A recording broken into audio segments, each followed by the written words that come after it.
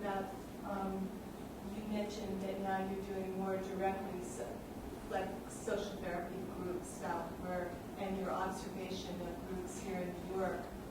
You've been learning about how the community can come together to work on emotional problems.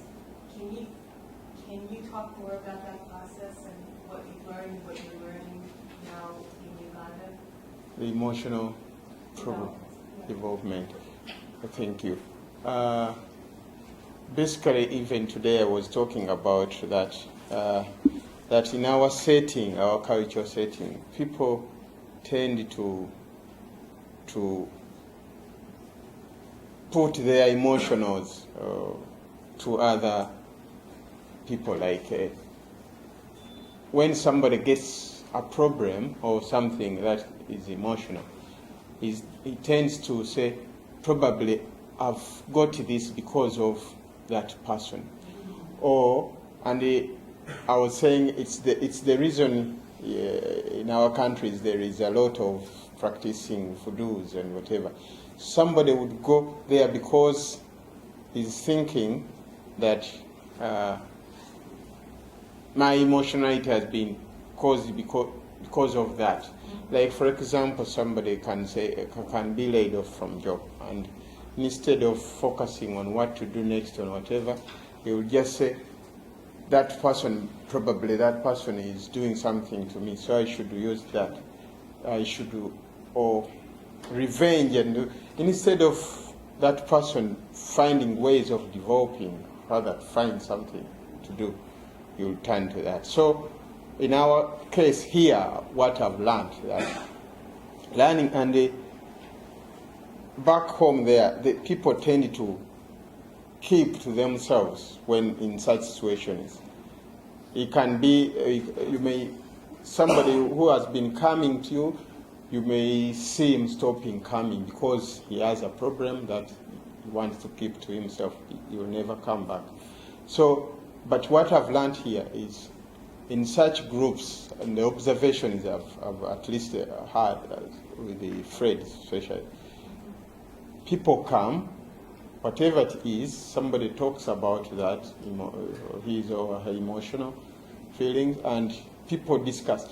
Even if they don't give that person a physical solution to that, but talking about it, you can see somebody going, feeling relieved that at least he has. So in my case, that group I've talked about, people have come, have started coming. They started coming, especially women, bringing their problems from their families and from their homes to me to solve. But I thought I would not do it going to somebody's home and say, please don't do this to your wife, or please don't do this and that. But it's now working that those women are coming together. And in fact, it's a program now that has started. Every Saturday, they are coming to the project, sitting together, talk about the problems. And that way, I'm going to be the therapist, or but I will use the ideas I've got here. At first, I was thinking that I could get some people, like professionals, who can talk to those women. But I find after learning what works here, I feel like it may not work bringing such people.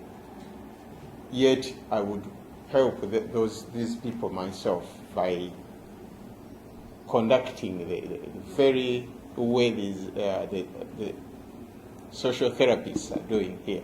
Because it's like, if you want to help somebody, I think those people can help themselves better than I myself saying, now, this is the problem, you should do this and this. So if they came together and talk about something, I feel they can help themselves out by talking about something. And so that's what we are trying now, what is going on.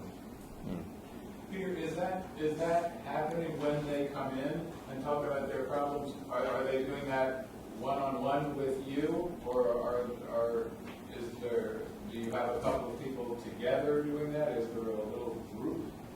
Now, Or how is that? what happened, people started coming to me one by one. Yeah. In one case, somebody was trying to sell land. The husband was trying to sell land so that they could go away somewhere. So